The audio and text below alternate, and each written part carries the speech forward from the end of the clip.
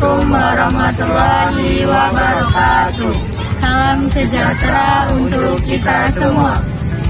Video ini kami buat untuk memenuhi tugas proyek mata kuliah Psikologi Pendidikan yang diampu oleh Bapak Mudaim MPD. Kami adalah mahasiswa program studi pendidikan guru sekolah dasar Universitas Muhammadiyah Metro. Halo semuanya, kita semua tahu bahwa belajar adalah kegiatan penting dalam kehidupan manusia, terutama di masa kanak-kanak, di mana mereka sedang tumbuh berkembang dengan cepat. Tapi, pernah nggak sih kalian bertanya-tanya, bagaimana sebenarnya cara anak-anak belajar? Apa yang membuat mereka bisa mengingat, memahami, serta meniru? Nah, dalam dunia psikologi pendidikan, hal ini dijelaskan melalui berbagai teori belajar yang menjadi dasar belajar, merancang pembelajaran, dan pendekatan mengajar. Namun, dalam praktiknya, tidak semua anak belajar dengan cara yang sama.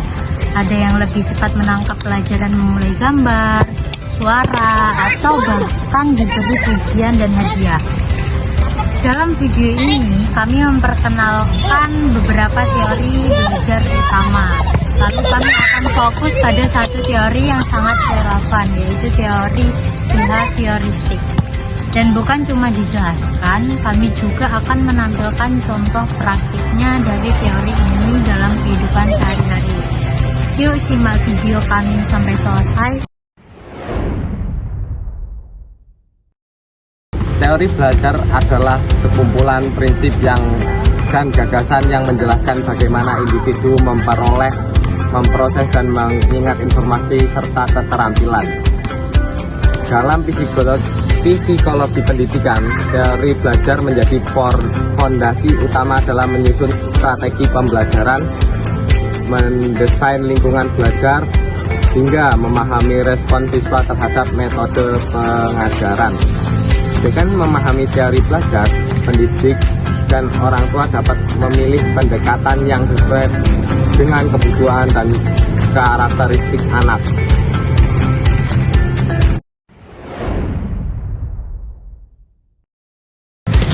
Jenis-jenis teori belajar. Yang pertama ada teori behavioristik oleh B.F. Skinner. Teori ini memandang belajar sebagai perubahan perilaku yang terjadi karena adanya hubungan antara stimulus dan respon. Anak-anak belajar dari konsekuensi atas tindakan mereka. Selanjutnya yaitu ada teori kognitif oleh Jean Piaget. Teori ini menekankan bahwa anak tidak hanya bereaksi terhadap lingkungan, tapi juga membangun pengetahuan melalui berpikir dan berlogika. Teori ini berfokus bahwa proses mental seperti berpikir, memahami, dan mengingat. Teori konstruksional oleh Piaget.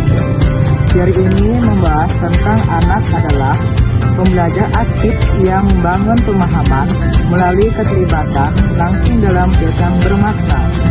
Fokusnya yaitu pengetahuan dibangun aktif oleh individu melalui pengalaman dan interaksi sosial. Yang selanjutnya yaitu teori humanistik oleh Abraham Maslow, Carl Rogner. Teori ini menjelaskan bahwa anak akan belajar secara optimal jika kebutuhan dasarnya seperti rasa aman, cinta, dan penghargaan terpenuhi. Teori ini berfokus bahwa kebutuhan psikologis, potensi diri, dan akulturasi diri.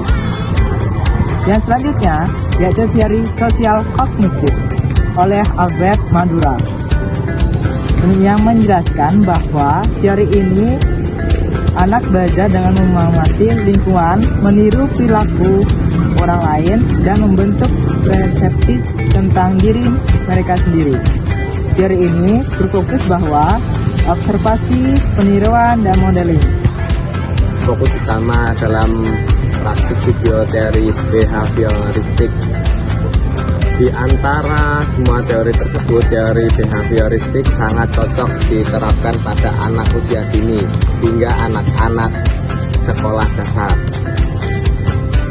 Mengapa karena pada usia ini anak-anak lebih responsif terhadap konsekuensi langsung dari tindakan mereka.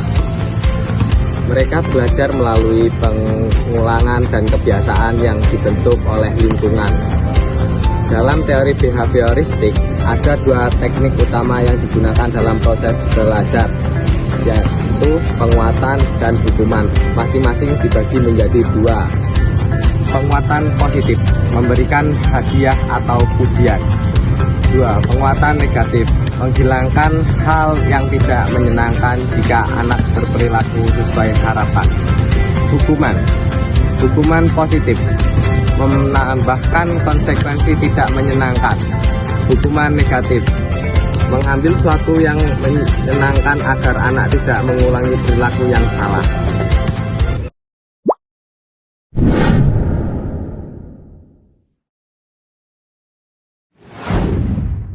Wah, kamu hebat banget, udah bisa merapikan mainan sendiri. Ya, stiker buat kamu, ini bisa buat kamu kumpulin buat ngambil stiker baru buat minggu depan. Iya, aku mau stikernya. Tadi kita melihat contoh penguatan positif, yaitu ketika anak menunjukkan perilaku baik seperti mainan dan diberikan hadiah berupa pujian, stiker bintang. Anak merasa dihargai dan itu memotivasi dia untuk mengulangi perilaku tersebut di kemudian hari.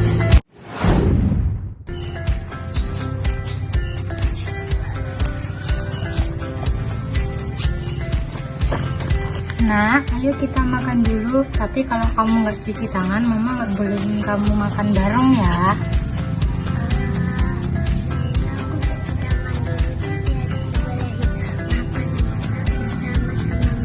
Nah, gitu dong. Anak baik, anak pintar, anak sehat, anak bersih. Yuk kita cuci tangan.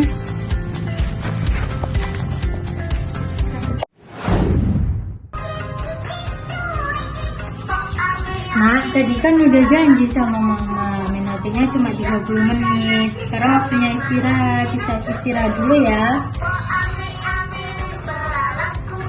Karena kamu tidak menepati janji, kamu bantuin mama nyapu halaman rumah yuk. Yuk, kita ambil satu dulu ya.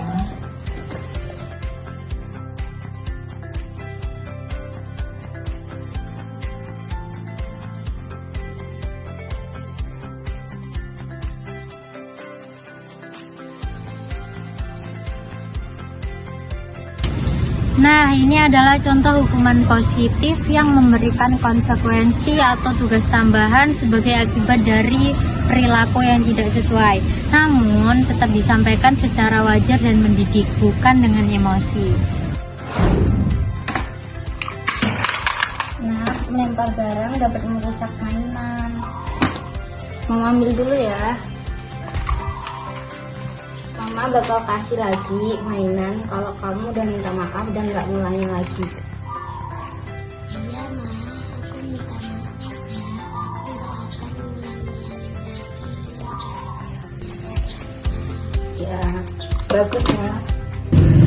Di sini kita melihat contoh hukuman negatif, yaitu mengambil sesuatu yang menyenangkan sebagai bentuk konsekuensi atas perilaku yang kurang baik. Namun pendeknya tetap dengan kasih sayang dan tujuan mendidik, bukan memarahi. Penerapan teori behavioristik dalam kehidupan sehari-hari seperti yang kita lihat tadi sangat efektif untuk membentuk perilaku anak. Namun yang paling penting adalah bagaimana kita menyampaikan bahasa dengan kasih sayang agar anak merasa dididik bukan dihakimi. Belajar jadi menyenangkan dan perilaku baik bisa tumbuh dengan alami. Dari pembahasan dan praktik yang semua kita lihat, dapat disimpulkan bahwa teori behavioristik merupakan salah satu teori belajar yang sangat relevan untuk diterapkan terutama pada anak-anak usia dini.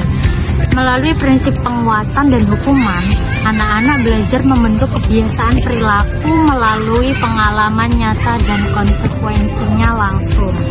Namun yang tidak kalah penting, teori ini harus diterapkan dengan penuh kesabaran, kasih sayang, konsistensi agar anak merasa aman dan dimotivasi secara positif.